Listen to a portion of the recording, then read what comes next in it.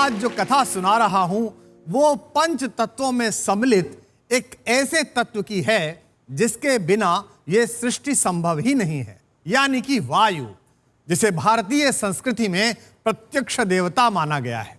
आज की कथा हम सब की सांसों को अपनी उपस्थिति से संभव बनाने वाले वायुदेव और उनके परम प्रिय पुत्र, आप सब जानते हैं, हनुमान पर आधारित है। जरा सोचिए कि अपने आराध्य प्रभु श्री राम के असंभव कार्यों को पल भर में संभव कर देने वाले परम शक्तिशाली हनुमान जी का बचपन कैसा रहा होगा। हनुमान जी का बचपन बिल्कुल ऐसा ही था जैसा आज के समय में हमारे आपके घरों में खेलने वाले तेजस्वी बच्चों का होता है। आज की भाषा में वे एक शैतान और नटखट बच्चे थे। उनका जन्म वायुदेव के आशीर्वाद से हुआ था, इसलिए उनमें वायु जैसी गति थी, और गति के साथ साथ वायु का एक और प्रबल काम है, वो है चंचलता। उनमें वो चंचलता भी थी।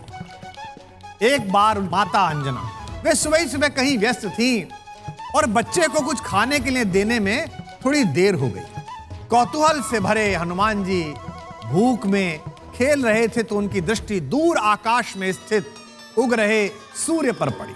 उन्हें लगा कि यह तो कोई सुंदर सा फल मालूम होता है, माँ ऐसे ही फल लाकर देती है, आज माँ कहीं व्यस्त है तो हम खुद ही फल ले लेते हैं।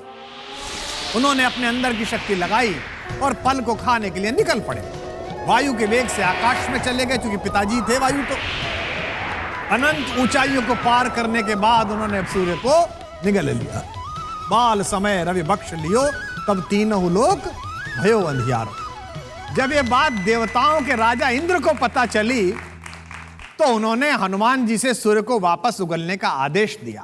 और बच्चे को राजा और फकीर से क्या मतलब, राजा होंगे अपने घर के। तो उन्होंने इंद्र का भी मजाक उड़ाया कि ले ले निकाल ले। अब ऐसे किसी इंद्र का कोई बच्चा मजाक उड़ा दे तो राजा लोग कितने अहंकार से भर जाते हैं। वही इंद्र के साथ हुआ, वो क्रोध से भर गया। उसने हनुमान जी की ठोड़ी को निशाना बनाकर दुनिया का सबसे घातक अस्त्र वज्र चला दिया।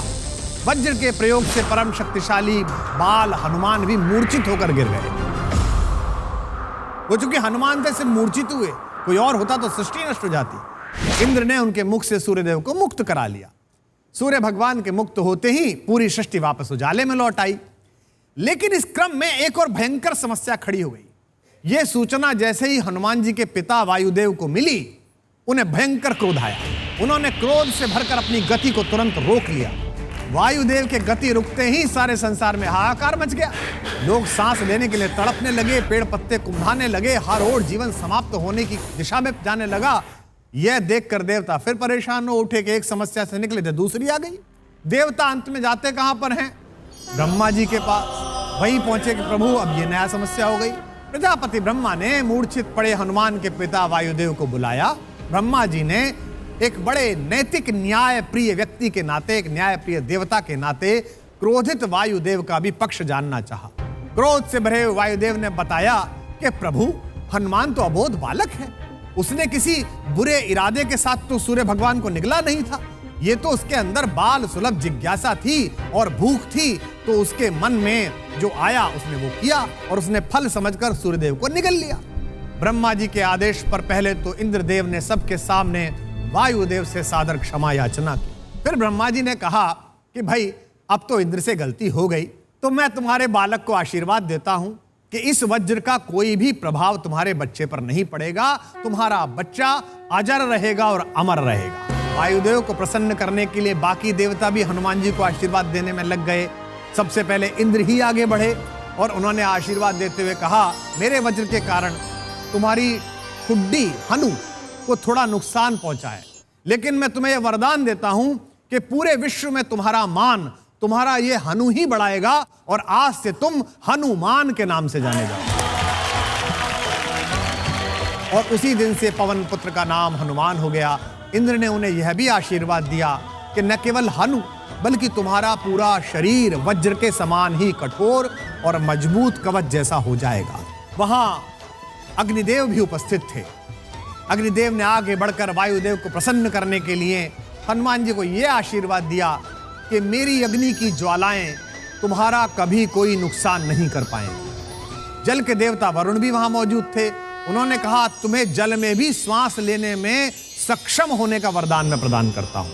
अपने पुत्र को सभी देवताओं द्वारा इतना आशीर्वाद मिलता देखकर एक सामान्य पिता की तरह वायुदेव भी बहुत प्रसन्न हो गए और वे अपने कर्तव्य पर वापस लौट गए। उनके कर्तव्य पर वापस लौटते ही एक एक श्वास के लिए तड़पती हुई सृष्टि फिर से खुशहाली की तरफ आ गई। लोग बागों के जीवन में उत्साह आ गया।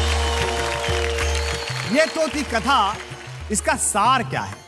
और स्वर्ण स्वर भारत के इस मंच पर मुझे यह कहते हुए प्रसन्नता है कि हम किसी पश्चिम की ऐसी संस्कृति में पैदा नहीं हुए जहां ईश्वर के बाग में लगे हुए फल को जिज्ञासावश खा लेने पर पूर्वजों को बेदखल किया जाता हो। हम उस संस्कृति में पैदा हुए जहां एक छोटे बच्चे द्वारा सूर्य के निगल लिए जाने पर भी पूरी सृष्टि उसे आशीर्वाद देती है, उसे शक्तिशाली बनाती है।